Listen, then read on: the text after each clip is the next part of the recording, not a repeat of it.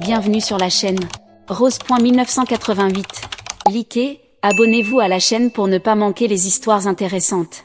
Ma cousine a emprunté mon ordinateur portable pour ses cours en ligne, elle a freelancé sous mon nom et mon profil. Aujourd'hui, mes véritables clients me poursuivent en justice pour des projets que je n'ai jamais gérés. Je suis assis là, les yeux fixés sur une pile de documents juridiques, mes mains tremblantes en lisant plainte après plainte de clients que je n'ai même jamais rencontrés. Ma réputation est détruite, mon entreprise en ruine, tout cela à cause de l'erreur que j'ai commise en aidant ma cousine avec ses cours en ligne. Je me présente, je m'appelle Marcus, j'ai 28 ans et je suis graphiste freelance. J'ai bâti mon entreprise à partir de rien dans l'espace de 6 ans avant que ce cauchemar ne commence. J'avais une base de clients solide, une note de 5 étoiles sur toutes les plateformes et suffisamment de travail pour vivre confortablement dans mon appartement en centre-ville de Portland. Ma cousine, Emma, 22 ans, a toujours été la gentille de la famille. Vous connaissez sûrement ce type de personne, celle qui charme tout le monde avec un sourire innocent et une personnalité soi-disant authentique. Les autres protagonistes de ce désastre incluent ma tante Patricia, 45 ans, la mère d'Emma, qui l'a toujours couvée et défendue, quelles que soient ses actions. Il y a aussi mes parents, Richard, 52 ans, et Michel, 49 ans, qui ont été pris au milieu de ce chaos, essayant de résoudre les conflits familiaux tout en voyant la vie de leur fils s'effondrer. Et puis, il y a Kyle, mon meilleur ami depuis l'université, 29 ans, et la seule personne à avoir vu à travers les faux semblants d'Emma dès le début. Tout a commencé il y a 4 mois, quand Emma est venue chez moi, en larmes. Elle venait d'être acceptée dans un programme de design graphique en ligne, mais prétendait que son ordinateur portable était tombé en panne juste avant le début des cours. Étant celui qui a réussi dans la famille, je me suis senti obligé de l'aider. Après tout, elle faisait partie de ma famille, n'est-ce pas? De plus, elle semblait tellement passionnée par l'idée de suivre mes traces.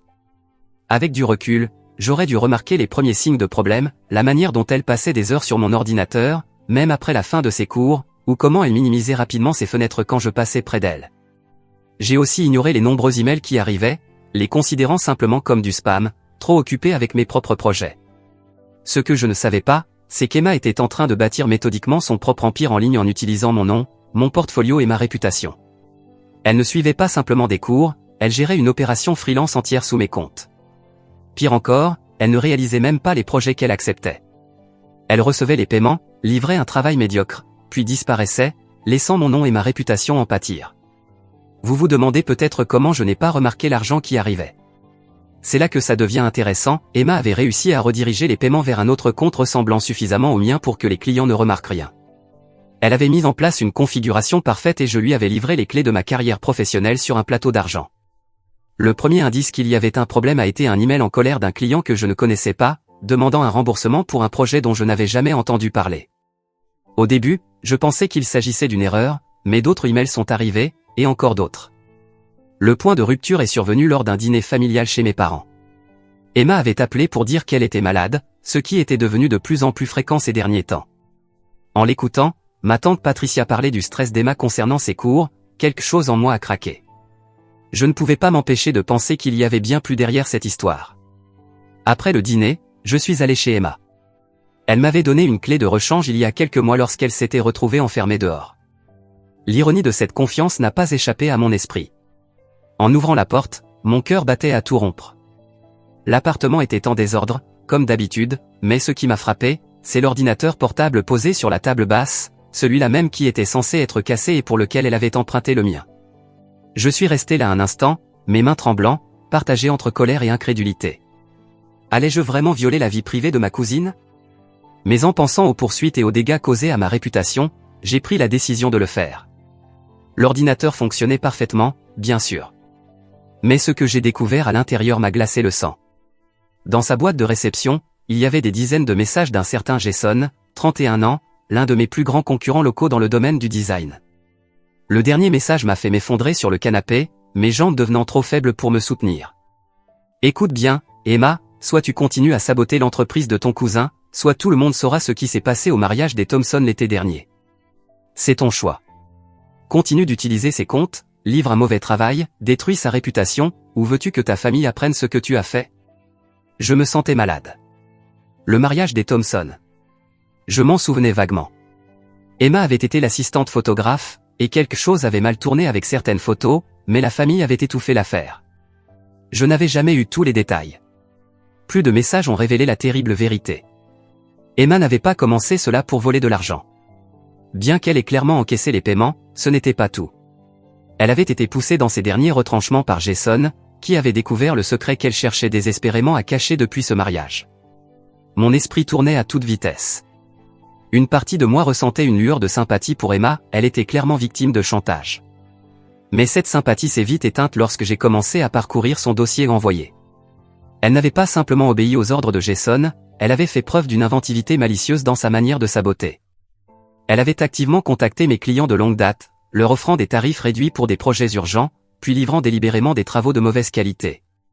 Elle répondait à mes critiques positives avec de faux messages d'excuses de mon compte, confirmant les retours négatifs et me donnant encore plus de mauvaises critiques. La trace de l'argent était là aussi. Elle avait transféré des milliers d'euros de mon compte professionnel PayPal vers son compte personnel. Ce n'était pas pour payer Jason ou gérer du chantage, non. Les transactions montraient des dépenses dans des magasins de luxe, des dîners dans des restaurants chics, et même un week-end à Las Vegas. Mon téléphone vibra, un message de Kyle. « Mec, où es-tu ? Ta mère s'inquiète. » Cela faisait plus de 2 heures que j'étais dans l'appartement d'Emma, perdu dans les preuves numériques de sa trahison. Mais je ne pouvais pas partir. Je devais comprendre ce qu'elle avait caché avec tant de détermination pour détruire ma vie.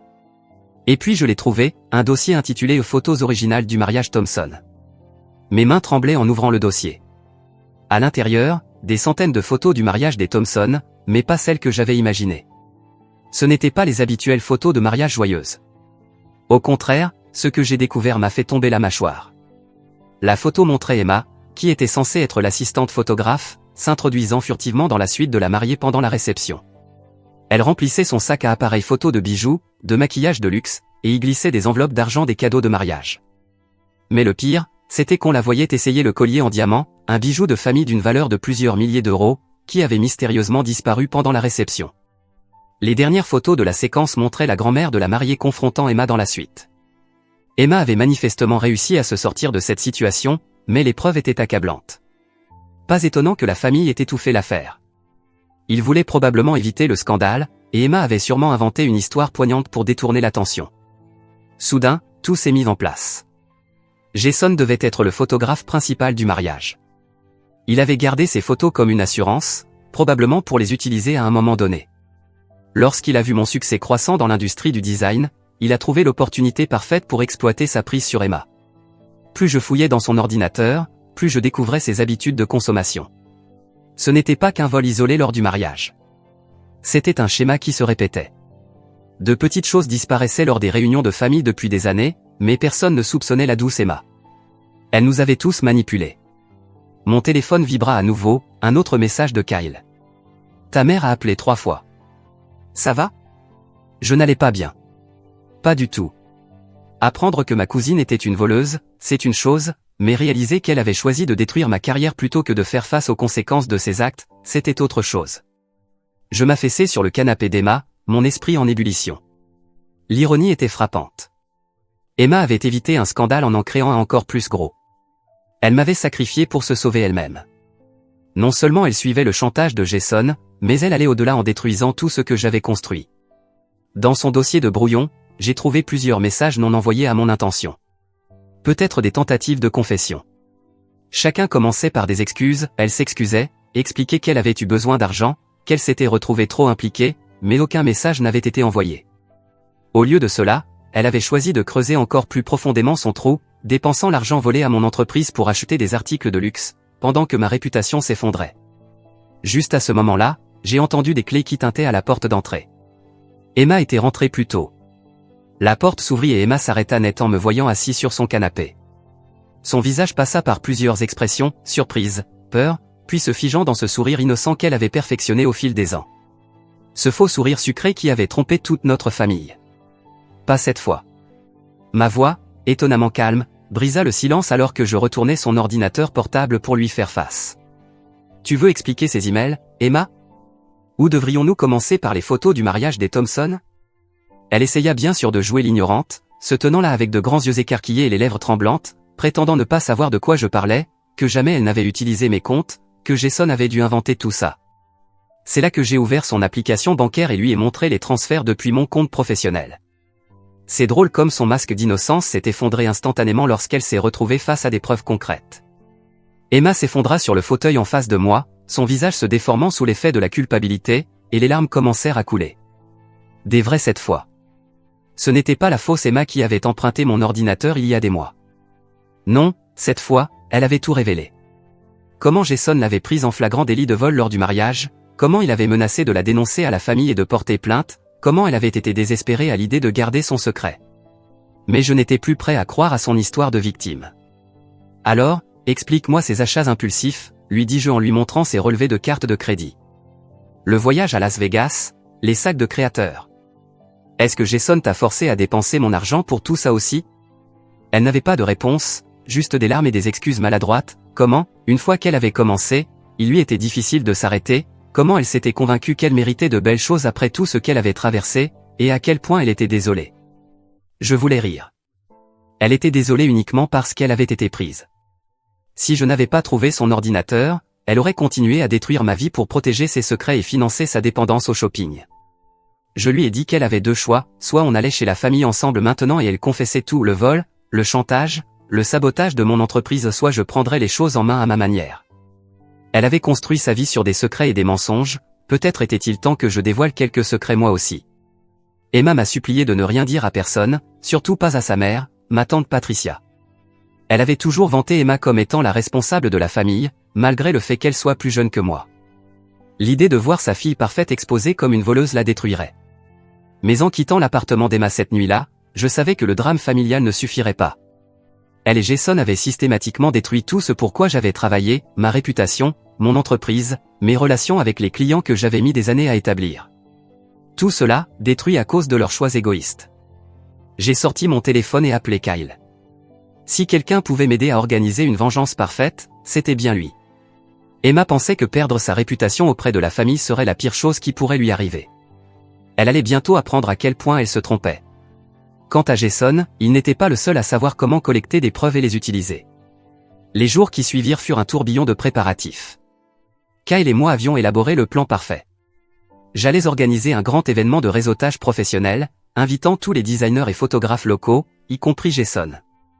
Le même événement où je projetterais accidentellement ces photos du mariage Thompson pendant ma présentation sur l'éthique professionnelle dans notre industrie. Poétique, non. Mais Emma avait, d'une manière ou d'une autre, découvert notre plan.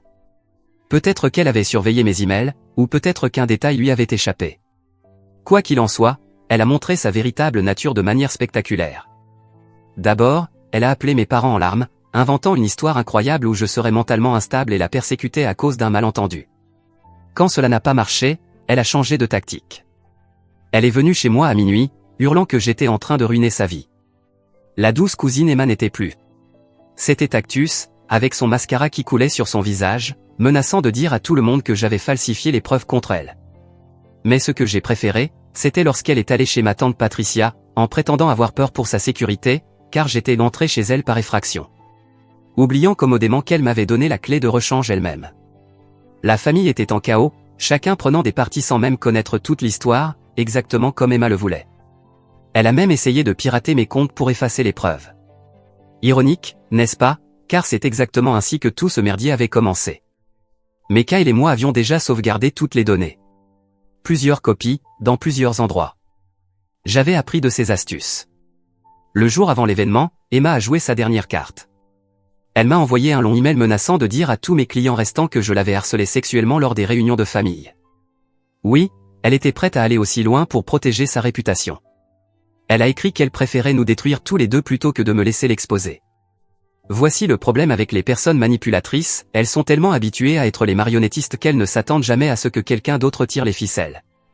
Ce qu'Emma ne savait pas, c'est que j'avais tout enregistré, chaque interaction avec elle, chaque menace, chaque accès de folie, chaque tentative de chantage, tout était documenté. L'événement lui-même a été parfait. Emma est arrivée, bien sûr. Elle n'a pas pu résister à l'envie d'essayer de m'arrêter. Elle a même amené Jason, pensant que sa présence me ferait peur. Leurs visages lorsqu'ils ont vu ma présentation ont été inestimables. Mais je n'ai pas montré les photos du mariage comme ils s'y attendaient. À la place, j'ai diffusé les enregistrements des menaces d'Emma, suivis des captures d'écran des emails de chantage de Jason. Le meilleur moment, c'est qu'il y avait parmi les invités des représentants de la famille Thompson. Il s'est avéré qu'ils cherchaient à porter plainte au sujet du collier de famille volé, mais qu'ils n'avaient jamais pu prouver quoi que ce soit, jusqu'à maintenant. Tandis que la sécurité escortait une Emma hurlante hors de la salle, elle ne ressemblait plus du tout à la douce cousine qui était venue chez moi pour emprunter mon ordinateur. Jason n'a pas mieux réussi. Sa réputation dans l'industrie a été anéantie en quelques minutes. Toutes ces années de chantage et de manipulation se sont effondrées autour de lui. Mais je n'avais pas fini, pas du tout. Les conséquences de l'événement ont été encore plus satisfaisantes que ce à quoi je m'attendais. Vous vous souvenez des copies de sauvegarde que Kyle et moi avions faites? Eh bien, on ne s'est pas contenté de les conserver. Nous les avons envoyées à toutes les personnes qui devaient les voir, l'avocat de la famille Thompson, le comité local de design, tous les clients dont Emma avait saboté les projets et, surtout, la police. Il s'est avéré que l'historique de chantage de Jason allait bien au-delà d'Emma. Après son arrestation, 3 autres designers locaux se sont manifestés avec des histoires similaires. Il avait construit son petit empire de secrets pendant des années, collectant des informations sur les gens et les utilisant pour éliminer la concurrence. La police a retrouvé tout un dossier de documents compromettants sur son ordinateur. Son erreur a été de penser qu'Emma serait sa marionnette parfaite. En fin de compte, elle est devenue le fil qui a tout fait déraper. La famille Thompson n'a pas hésité à porter plainte pour le collier volé. Une fois qu'ils ont vu les photos, Emma a essayé de prétendre que c'était Jason qui l'avait forcé à le voler. Mais ses relevés bancaires racontaient une autre histoire. Le collier avait été vendu dans un magasin de prêteurs sur gage à 2 villes de là, et devinez qui a fait un dépôt d'argent suspectement élevé le lendemain? Pendant l'enquête, le masque d'Emma est enfin tombé. Elle a tenté de se présenter comme une autre victime de la manipulation de Jason, mais ses dépenses avec l'argent volé ont prouvé le contraire. Le procureur l'a vue pour ce qu'elle était vraiment, non pas une victime, mais une complice volontaire qui avait dépassé les attentes de Jason. La scène au tribunal était inoubliable. Jason a pris 5 ans de prison pour plusieurs accusations de chantage et d'extorsion. Emma a écopé de 18 mois en tant que complice, en plus d'obligations de restitution. Le moment où le verdict a été rendu, et où j'ai vu le visage de ma tante Patricia, était indescriptible. Le jour où elle a enfin réalisé que sa fille parfaite n'était rien d'autre qu'une voleuse et une menteuse, cela a valu chaque seconde de stress qu'ils m'ont fait subir. Mon entreprise est en train de se remettre lentement. La communauté des designers s'est regroupée autour de moi une fois que la vérité est sortie. Les anciens clients qui avaient reçu les mauvais travaux d'Emma sont revenus, et ma note remonte peu à peu. L'agence de Kyle a même formé un partenariat avec la mienne pour quelques projets majeurs afin de m'aider à me remettre sur pied. Quant à la famille, c'est compliqué. Mes parents sont toujours là pour me soutenir, mais les réunions familiales sont désormais tendues. Ma tante Patricia ne parle presque plus à personne. Certains membres de la famille estiment que j'ai été trop sévère, que j'aurais dû gérer tout ça en privé. Mais vous savez quoi? Je ne regrette rien. Emma et Jason n'ont pas simplement volé de l'argent. Ils ont essayé de me voler mon avenir, ma réputation, tout ce pour quoi j'avais travaillé. La semaine dernière, j'ai reçu une lettre d'Emma depuis la prison. Elle m'a écrit qu'elle était désolée, qu'elle avait changé et qu'elle voulait se racheter à sa sortie. Je l'ai directement envoyée à la déchiqueteuse. Certaines trahisons, on peut les pardonner, mais d'autres nous montrent exactement qui sont les gens. Je crois aux secondes chances, mais je crois aussi aux conséquences. Mon erreur a été de penser que la famille signifiait une confiance automatique. Maintenant, je sais mieux. Le succès ne dépend pas seulement du talent ou du travail acharné. Il s'agit aussi de protéger ce que vous avez construit. Emma et Jason ont appris cette leçon à la dure. Quant à moi, j'ai appris que parfois, la meilleure vengeance n'est pas de se venger, mais de s'assurer que justice soit faite.